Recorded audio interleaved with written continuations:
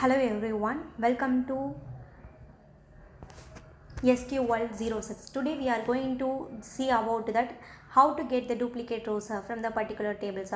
Okay, for that we should know about that group by year and counts. With the help of these two things only we can able to write that duplicate rows to get the duplicate rows. Okay, so for that I am taking that one simple table, students details. So select star from to retrieve the data, select star from student details. Okay, so if I get means I can able to find out that student name and IDs. So here if we see the means we can easily find out that who's having the duplicate data. So now only we can figure out that 10 and 13 it's duplicate data. If this is less number of the record, so we can easily find out that Stephen and Rahul it's only containing the duplicate data. If the data is having 100 plus 1000 plus million like that, it is the means we can't able to find out easily. So for that reason only we are using that group by functions and along with that count stars. How we can easily figure out, we have that on queries. So that is I'm writing now. Select ID, name from student details,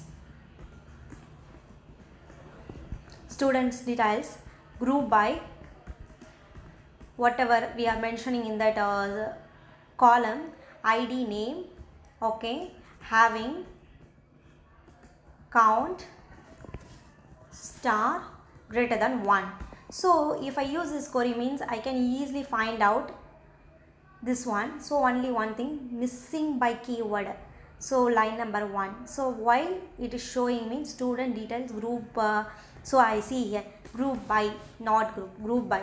So you see here ID 13 and 10. So Rahul and Stephen only they are having the duplicated record.